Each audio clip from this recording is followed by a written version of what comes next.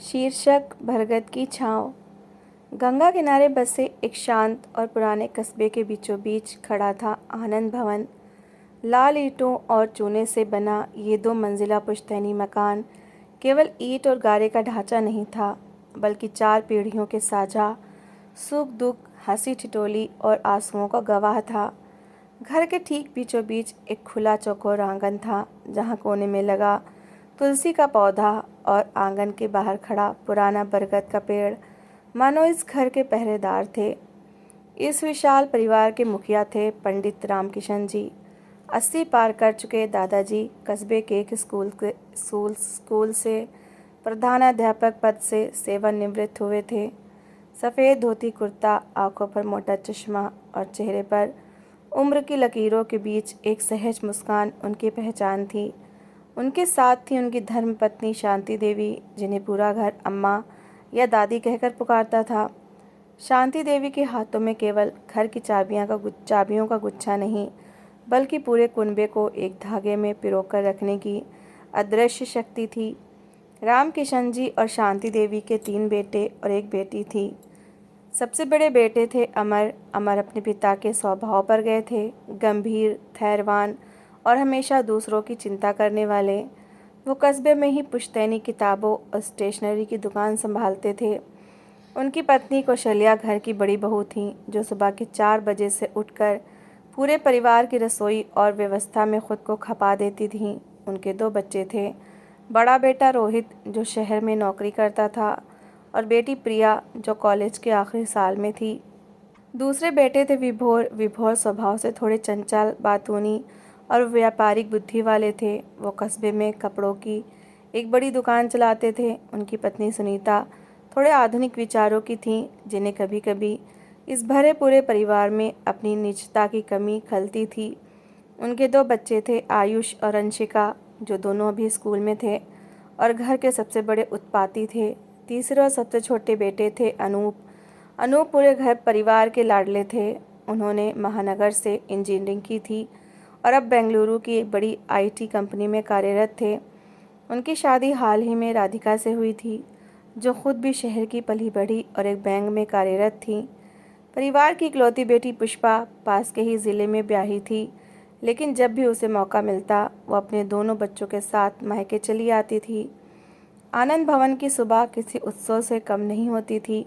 सूरज की पहली किरण आंगन में उतरती, उससे पहले ही शांति देवी का रामचरितमानस का धीमा पाठ शुरू हो जाता। रसोई से उठती अदरक और इलायची की खुशबू ये बता देती कि कौशल्या ने चाय की पहली केतली चढ़ा दी है। अरे कौशल्या, अनु के लिए थोड़ा गुनगुना पानी रख देना, शहर से आया है, रात भर सफ़र में थका होगा। शांति देवी ने तुलसी को जल चढ़ाते हुए कहा। जी अम्मा जी, पानी गर्म हो गया है और बाबूजी की बिना चीनी वाली चाय भी तैयार है, कौशल्या ने रसोई से जवाब दिया। तभी सीढ़ियों से उतरते हुए विभोर की आवाज़ गूंजी, भाभी, आज नाश्ते में क्या बन रहा है? अगर गर्मा गर्म आलू की कचौड़ियाँ और तीखी चटनी मिल जाए तो दिन बन जाए। पीछे से सुनीता मुंह बनाती हुई आई। सुबह सुबह तली भुनी चीज़ें खाने की आदत छोड़िए जी, डॉक्टर ने आपका कोलेस्ट्रॉल बढ़ा हुआ बताया था। अरे भाग्यवान, कभी कभी तो चलता है, जब पूरा परिवार साथ हो तो कचौड़ी का स्वाद ही बदल जाता है, विभोर हंसते हुए बोला। आंगन में रखे तख्त पर रामकिशन जी अखबार लिए बैठे थे। रोहित, प्रिया, आयुष और अंशिका, चारों बच्चे दादाजी के इर्द गिर्द बैठे थे। दादाजी बच्चों को देश दुनिया की खबरें सुनाते और बीच बीच में इतिहास के किस्से भी जोड़ देते। अनूप और राधिका भी कमरे से बाहर निकले। राधिका ने संकोच से अपनी साड़ी का पल्लू ठीक करते हुए दादाजी और दादी के पैर छुए। सदा सुहागन रहो, खुश रहो बहू, शांति देवी ने राधिका के सिर पर हाथ फेरते हुए कहा। थक तो नहीं गई सफ़र में? तुम्हारे लिए कौशल्या ने हल्का नाश्ता बनाया है। राधिका मन ही मन हैरान थी। महानगर के फ्लैट में, जहाँ सुबह केवल अलार्म की आवाज़ और भागम भाग होती थी, वहाँ इस घर की सुबह में एक अनोखा संगीत था। बर्तनों की खनक, हंसने की आवाज़ें और एक दूसरे के प्रति अगाध अपनत्व। लेकिन किसी भी बड़े परिवार की तरह आनंद भवन में भी सब कुछ हमेशा इतना सरल नहीं था।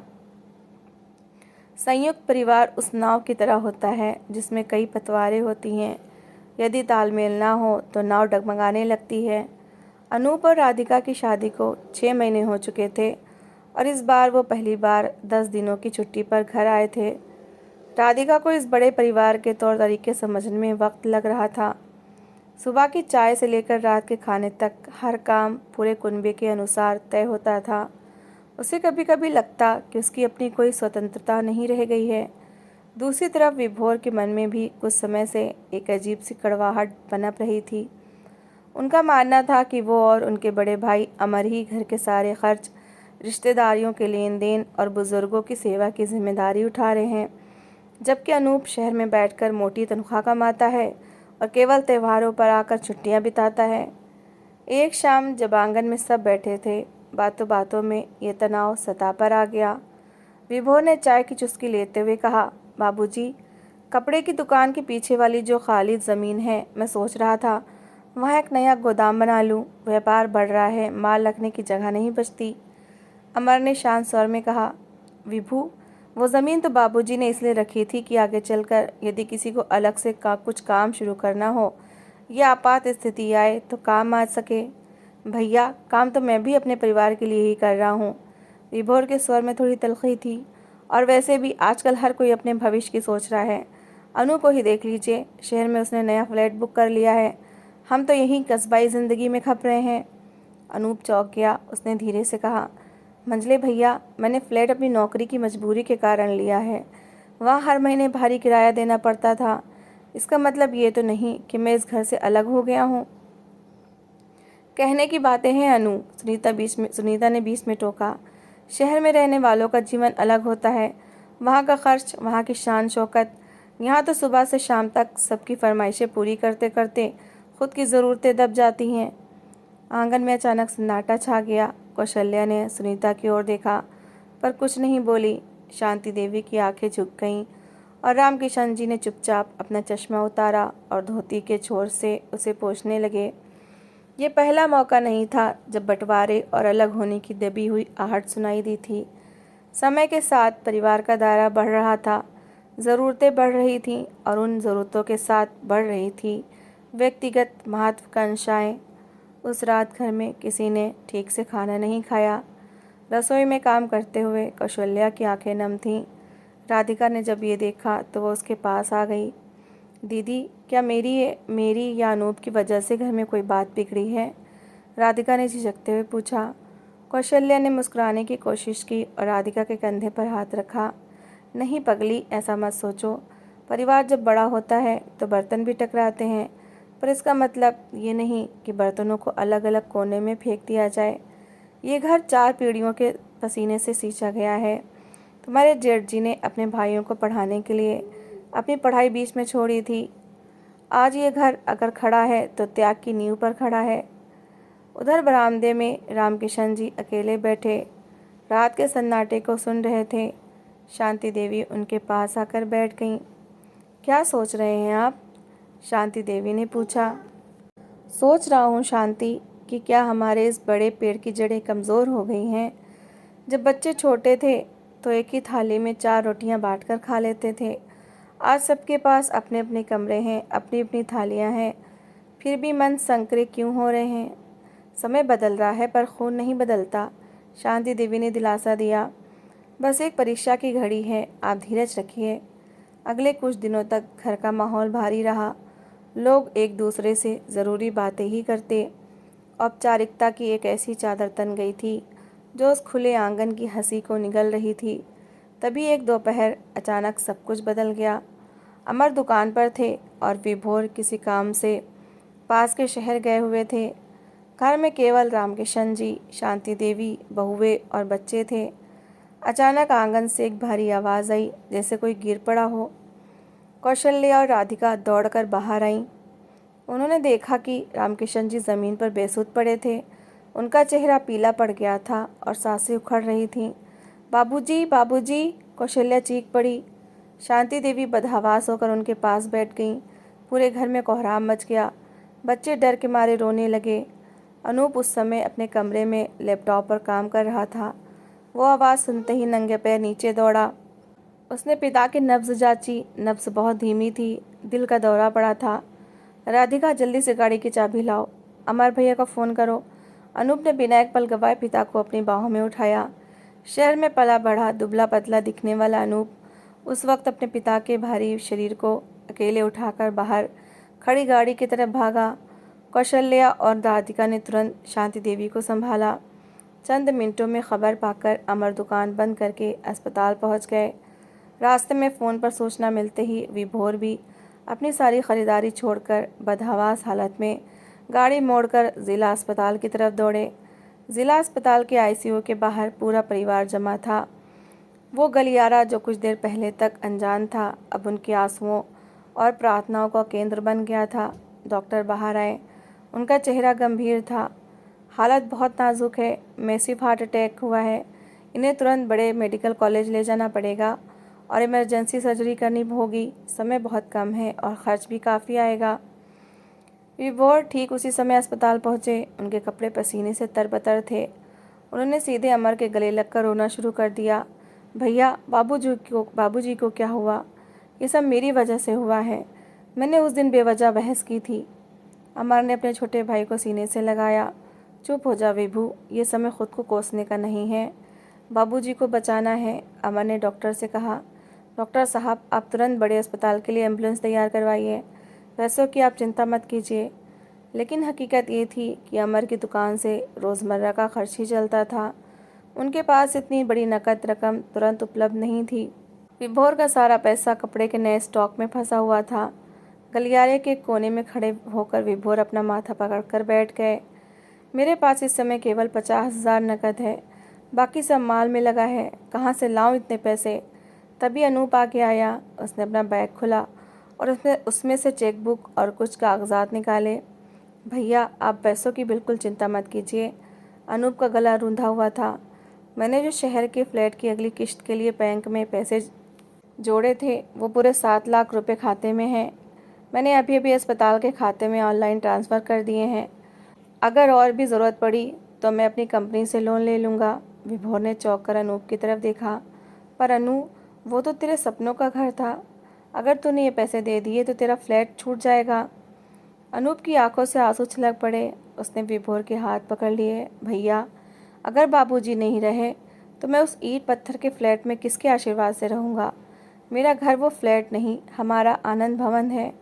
आप दोनों मेरे बड़े भाई हैं। जब मैं छोटा था तो मेरे स्कूल की फ़ीस भरने के लिए बड़े भैया ने अपनी पढ़ाई छोड़ी थी और आपने अपनी पहली कमाई से मुझे साइकिल ख़रीद कर दी थी।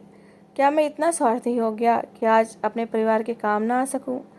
ये सुनते ही वे बहुत फूट फूट कर रो पड़े और उन्होंने अनूप को गले से लगा लिया। पीछे खड़ी राधिका चुपचाप ये सब देख रही थी। उसके मन की सारी हिचक, सारी दूरियां इस एक पल में बह गईं। उसने आगे बढ़कर अपने सोने की भारी चूड़ियाँ उतारी और कौशल्या के हाथ में रख दी। दीदी, ये रख लीजिए।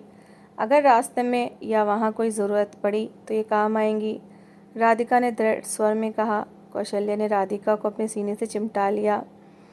मेरी बच्ची, तूने तो आज साबित कर दिया कि तू सिर्फ इस घर की बहू नहीं, बेटी है। रात भर एम्बुलेंस और फिर बड़े अस्पताल के ऑपरेशन थिएटर के बाहर पूरा परिवार एक साथ खड़ा रहा। कोई सोया नहीं। शांति देवी के हाथ में माला घूमती रही। कौशल्या और सुनीता एक दूसरे का हाथ थामे प्रार्थना करती रहीं और तीनों भाई कंधे से कंधा मिलाकर खड़े रहे। सुबह की पहली किरण के साथ डॉक्टर बाहर निकले। उनके चेहरे पर सुकून भरी मुस्कान थी। ऑपरेशन सफल रहा। पेशेंट अब खतरे से बाहर है। आप लोग सही समय पर ले आए, इसलिए जान बच गई। पूरा परिवार राहत की सांस लेकर एक दूसरे से लिपट गया। शांति देवी ने हाथ जोड़कर आसमान की तरफ देखा। 3 दिन बाद जब रामकिशन जी को आईसीयू से सामान्य वार्ड में शिफ्ट किया गया तो उन्होंने धीरे धीरे अपनी आंखें खोलीं। उनके सामने उनका पूरा संसार खड़ा था। शांति देवी, उनके तीनों बेटे, तीनों बहुएं और सारे पोते पोतियाँ। किसी के चेहरे पर थकान की जगह केवल कृतज्ञता और स्नेह था। रामकिशन जी ने कमज़ोर आवा हाथों से अपने तीनों बेटों का हाथ एक साथ थामा। उनकी आंखों के कोरों से आंसू बह निकले। बाबूजी, आप रोइए मत, अमर ने पिता के आंसू पोंछते हुए कहा। हम सब आपके पास हैं, रामकिशन जी ने धीमी आवाज़ में कहा। मैं रो नहीं रहा बेटा, मैं तो ये देख रहा हूँ कि मेरा बरगद अब कभी नहीं सूख सकता। उसकी शाखाएं एक दूसरे को थामे खड़ी हैं। हफ्ते भर बाद जब रामकिशन जी घर लौटे तो पूरे कस्बे ने उनका स्वागत किया। आनंद भवन को ऐसे सजाया गया था जैसे कोई बड़ा त्यौहार हो। घर के दरवाजे पर आम के पत्तों का तोरण बंधा था और आंगन में रंगोली सजी थी। शाम को पूरा परिवार आंगन में उसी पुराने तख्त के चारों तरफ बैठा था। विभोर ने हाथ जोड़कर सबके सामने कहा, बाबूजी, भैया, अनु, मुझसे अनजाने में जो भी गलतियां हुई मुझे माफ़ कर दीजिए। मैं पैसों और ज़मीन के घमंड में ये भूल गया था कि रिश्तों से बड़ी कोई दौलत नहीं होती। सुनीता ने भी कौशल्या और राधिका के हाथ थामे। भाभी, राधिका, मुझे अपनी नासमझी का एहसास हो गया है।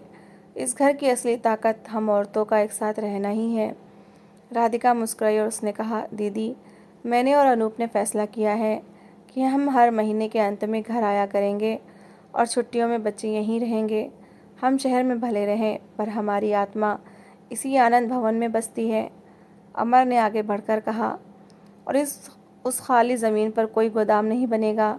वहाँ हम सब मिलकर एक बड़ा बगीचा बनाएंगे जहाँ बच्चे खेलेंगे और बाबूजी अम्मा सुबह की धूप सेकेंगे। आंगन में फिर से हंसी के फव्वारे छूट पड़े। आयुष और अंशिका ढोलक बजाने लगे और पूरा परिवार उस संगीत में डूब गया। उस शाम ढलते सूरज की लालिमा में जब रामकिशन जी ने आंगन के बाहर खड़े पुराने बरगद को देखा तो उन्हें लगा कि हवा के झोंकों से उसके पत्ते केवल हिल नहीं रहे थे बल्कि आनंद से झूम रहे थे। उन्हें विश्वास हो गया था कि जब तक प्यार, त्याग और आपसी समझ की जड़ें गहरी हैं तब तक दुनिया का कोई भी तूफान उनके इस बड़े परिवार को हिला नहीं सकता। आनंद भवन केवल एक मकान नहीं रहा था, वो एक अटूट विश्वास बन चुका था। कहानी की मुख्य सीख, संयुक्त परिवार की ताकत एकता में है। जब परिवार के सदस्य एक साथ मिलकर रहते हैं तो बड़े से बड़ा संकट भी छोटा पड़ जाता है। मतभेद कितने भी हों, मुश्किल घड़ी में आपसी जुड़ाव ही असली ढाल बनता है। भौतिक सुख से बढ़कर हैं रिश्ते। धन, संपत्ति और निजी महत्वाकांक्षाएं जीवन में महत्वपूर्ण हो सकती हैं, लेकिन वो परिवार के प्रेम और बुजुर्गों के आशीर्वाद का स्थान कभी नहीं ले सकती। त्याग और समझदारी की नींव, कोई भी बड़ा परिवार केवल अधिकारों की मांग से नहीं बल्कि एक दूसरे के प्रति त्याग, धैर्य और सम्मान की भावना से टिकता है। संवाद से ही दूरियां मिटती हैं। मनमुटाव और गलतफहमियां किसी भी रिश्ते में आ सकती हैं, लेकिन खुले मन से अपनी बात रखने और दूसरों को समझने से बड़ी से बड़ी कड़वाहट ख़त्म हो जाती है। तो दोस्तों, इस कहानी को लेकर आपकी क्या राय है? कमेंट सेक्शन में अपनी राय ज़रूर शेयर करें। और अगर आपको हमारी आज की कहानी अच्छी लगी हो तो प्लीज़ इसे लाइक, शेयर ज़रूर करें। और ऐसी ही emotional, suspense, family story, love story, motivational story को सुनने के लिए मेरे चैनल को सब्सक्राइब ज़रूर करें। तो मिलते हैं एक नई और दिलचस्प कहानी के साथ। Thanks for watching.